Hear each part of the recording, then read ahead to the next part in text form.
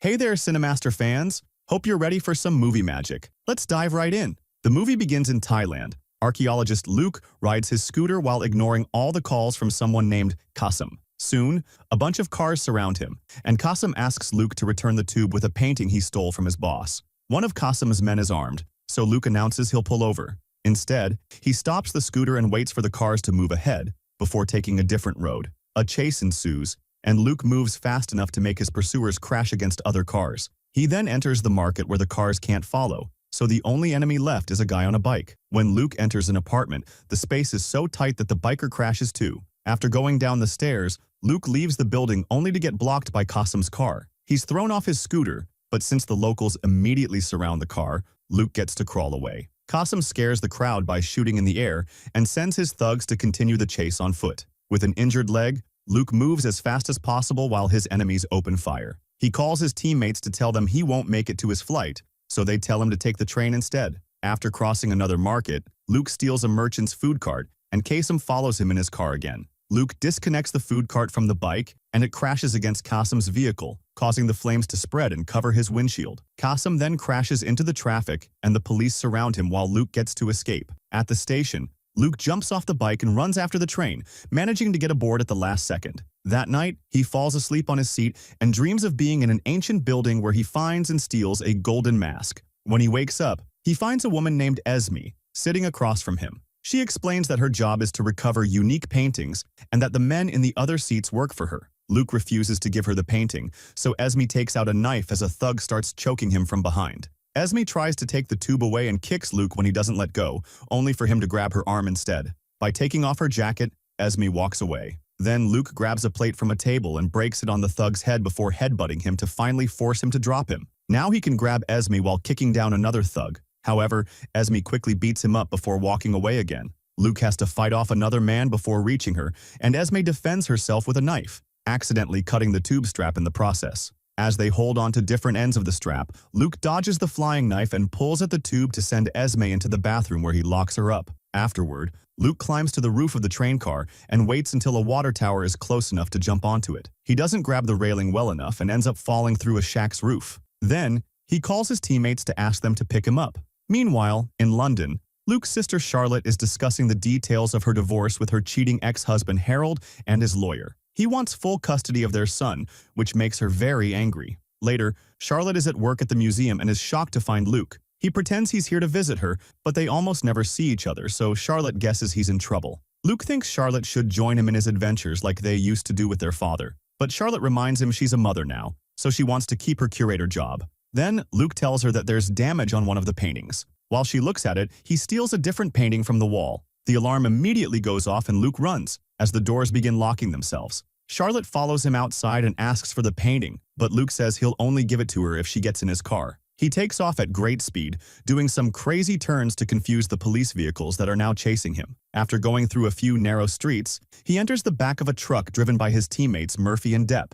Charlotte recognizes them because they're her father's old team. While Luke and Charlotte argue over the life she's chosen, Murphy takes a close look at the stolen painting and concludes it's not what they're looking for. Luke tells his sister she can take the painting back before putting her to sleep with a spray. Moments later, she wakes up alone on a park bench. Charlotte rushes back to the museum where Inspector Jamal is investigating the case. He's suspicious of Charlotte helping Luke, but while they argue, they notice that the painting has been put back in its place. After work, Charlotte tries to pick up her son Thomas, but Harold won't let him go with her because he's heard that she's a suspect. Now, a furious Charlotte goes to yell at Luke for ruining her life and finds him hanging out with a rich man named Owen. He explains he's dying of cancer, so he's hired the team to find the Fountain of Youth, which may be the only cure. Charlotte says that the fountain is just a myth, but Luke thinks all myths have a trace of truth behind them. Dozens of cultures have written about the fountain across all continents, which can't be a coincidence. It's said that the location of the fountain is hidden from men by God.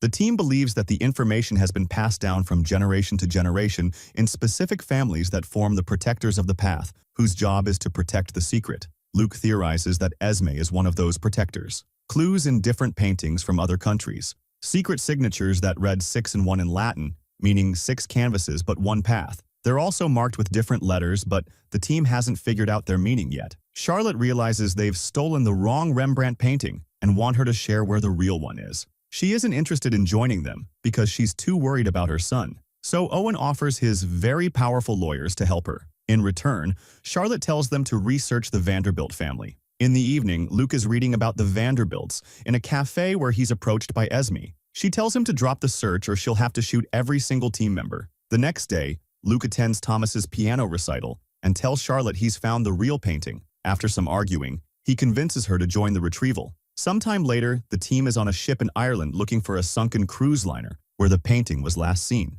Special drones are sent underwater to cut the part of the cruise liner containing all the first-class goods and attach flotation tanks to it to bring it up to the surface. Once the cruise liner is up, the siblings go inside to find the painting with Charlotte acting as a guide thanks to an old map. On the main ship, the team detects something approaching them on the radar and tries to warn Luke, but the radios aren't working. A helicopter soon drops Esme and her men on the cruise liner. Inside, Charlotte drinks some alcohol she found in a cabinet, while Luke uses a blowtorch to open a closet with Vanderbilt's name. He takes out an old box, and inside he finds the missing painting, so the siblings have a toast to their success. Luke wants to steal some jewelry too, but Charlotte slaps his hand, reminding him that they aren't grave robbers. The flotation tanks are starting to fail, so the siblings don't have much time left. When they try to leave, they're surrounded by Esme's team who are all armed. This doesn't stop the duo from fighting them, and in the process the bag with the painting falls. The men open fire which blocks Esme from approaching the bag. The bullets bounce when the liner's metal and even hit the helicopter.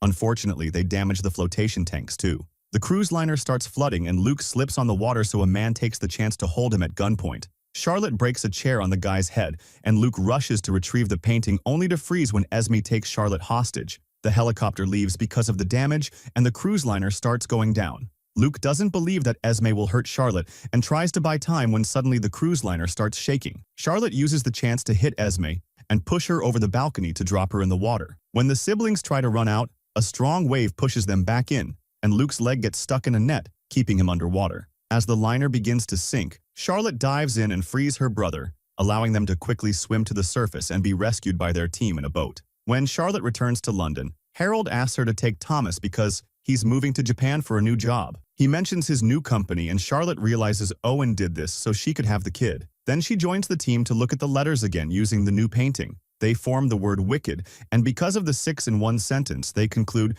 it refers to the Wicked Bible. That's a misprint of the King James Bible from 1631 containing the commandment, "Thou shalt commit adultery," instead of "Thou shalt not commit adultery." The team wonders if it wasn't a mistake, and that misprint was done on purpose to mark specific Bibles that had the clues to find the fountain. All those Bibles were destroyed except for one. Suddenly, Jamal and his officers burst into the room to arrest the siblings. However, they're interrupted by the arrival of Qasim and his men, who keep everyone at gunpoint. Luke offers a deal. Qasim can have him and all the paintings if he lets his team go. Qasim agrees, and Charlotte leaves the room with the others. Then Luke pretends he's going to grab the paintings, but instead he plays some music and quickly hides under the table. This distraction allows the cops to attack the criminals, starting a big fight. Soon punches lead to open fire and Luke's car is damaged by the bullets. In the middle of the chaos, Luke sneaks around and leaves through the back door where his team picks him up on a boat. The fight continues, and in the end, the police win.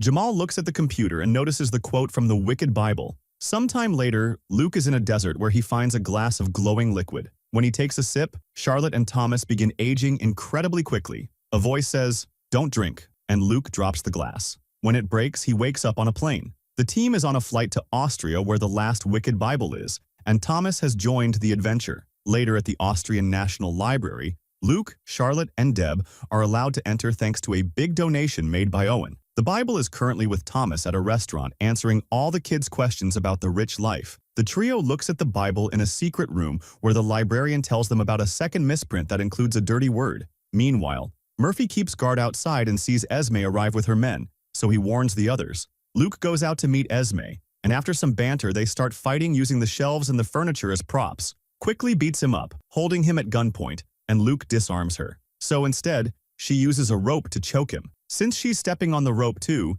Luke pushes her and leaves her hanging from the chandelier. As Luke returns to the secret room, Murphy informs him that the men have covered all the exits, so they need to go with Plan B. The trio puts the librarian to sleep with the spray and steals the Bible before Deb puts a small bomb on the floor. This creates a hole that allows them to escape through the sewers. At the same time, Esme's men try to kidnap Owen, who easily beats them up in just a few minutes without letting Thomas get hurt. In the evening, Jamal arrives at the library and starts tracking Luke. At a hotel, the team inspects the Bible and finds a large-digit repeating pattern on the gilding that only uses the numbers 1 to 7. However, they can't find a way to decode it. At that moment, Charlotte announces she's leaving because she's heard what happened to Thomas and doesn't want to put him in danger. On their way out, Thomas tells Charlotte that the team is tackling the problem the wrong way. The duo immediately goes back and Thomas tells the team that the digits aren't literal numbers. They represent the 7 basic musical notes. He plays a song following the code, and a quick internet search reveals it's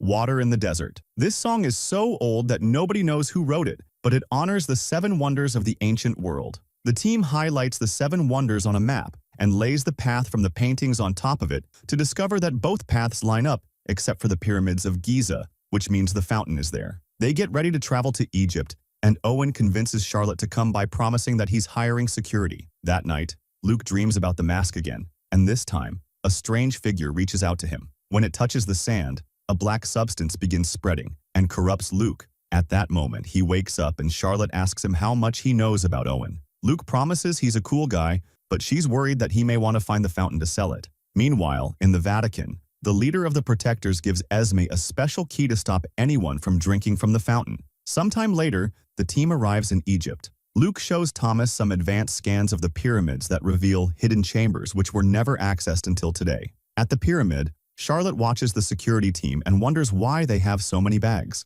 A famous professor gives them a tour of the pyramid, but he doesn't know how to get into the secret chambers. Owen is getting very impatient and orders his men to start digging, revealing that the things in their bags are tools. The professor protests against damaging such an important historical monument, but Owen's men kick him out. Charlotte also protests and Owen snaps at her, his speech getting more cold and calculated. Outside, Jamal arrives and asks to be let inside, but the guards send him away. Jamal comes back in a few minutes with a bunch of police cars, so the security team opens fire and starts blowing the vehicles up. The survivors take cover and fire back. Nearby, Esme watches and waits. Back to the team, they find a hidden passage and cross it to finally reach the special chamber. There's a large structure that needs to be moved, but they aren't strong enough to push it. Owen orders his men to get their tools, and Charlotte is horrified to notice they have guns in their bags too. The tools don't work either, and Owen wants to set up explosives, which both siblings protest against. While the adults argue, Thomas finds an old instrument and starts playing it, which reveals system of pipes in the chamber that transmit the sound and affect the structure. At the right moment, Charlotte hits the gong and the entire chamber shakes before the sand on the structure begins forming shapes. Using just one hand, Charlotte can now move the structure to uncover a lift. The team hops on it and starts going down. Outside, Murphy and Deb decide that the security team has gone too far and surprise them from behind to bring a few men down. Unfortunately, Deb gets shot in the arm and Murphy has to rescue her. When a guard is about to kill them, Esme cuts in and beats the surrounding thugs up. More men come after her with open fire, so she uses a body as a shield while shooting back. Once the security team has been defeated, Jamal and Esme agree to work together and they enter the pyramid where they proceed to beat up or shoot all the guards protecting the open structure. Esme finds rope in the bag so they can use it to go down the lift shaft. Underground, the lift stops and drops the team in a corridor with paradoxical inscriptions on the walls. They reach a dead end with a carving of the Tree of Life. So Charlotte takes an amber from a statue of goddess Nate and puts it on the tree. The wall opens and they enter another room, only to find themselves at a great height. Luke touches a jewel on a carving and causes a bunch of stairs to come out from the walls. They go down the stairs and reach the ground where a small hole suddenly opens to reveal even more stairs and another chamber. There's a small puddle of water in the middle that appears to be the fountain of youth. Charlotte reminds everyone of the warnings on the walls. If someone isn't ready to get a blessing, they'll get a curse instead. Owen wants Luke to drink first and gets pretty aggressive, so Charlotte guesses he's not really dying, leaving him with no choice but to drink. As soon as Luke touches the puddle, water starts filling the chamber to make an actual fountain. Blood falls from Luke's wound and the water surrounds him to lift him. His hands begin to glow and Luke sees a younger version of himself in them. However, when he's about to drink, he also sees Charlotte and Thomas aging rapidly. He chooses not to drink to protect his family and pulls his hands apart, so the water rewards him by healing his injury. A furious Owen tries shooting him again, but the water protects Luke before gently putting him down. Then Owen drops some of his blood into the fountain too. As the water starts surrounding him, Esme uses the key on a wall while remembering what the leader explained. If someone caring drinks the water, they'll be granted eternal youth in exchange for the life of their loved ones. But if someone who only loves themselves drinks, The fountain drains that person's own life. Owen drinks and immediately ages, screaming in unbearable pain. As the water goes crazy around him, Esme hits a new gong, and all doors start closing. The hole in the ground does the same, so the team rushes up the stairs and leaves Owen to die in the water. On their way up, Owen's bodyguard slips and falls to his death. Luke also slips, and Esme has to help him get back up. The corridors are also closing, so they have to dodge lots of obstacles to make their way out. Once everyone is outside, Jamal has to admit that the real criminal behind everything was Owen. Esme confesses she's impressed by Luke's strong will and kisses his cheek as she says goodbye. The siblings want to go on a new adventure, and Thomas says he has an idea. Make sure to subscribe and turn on notifications so you can watch more videos like this.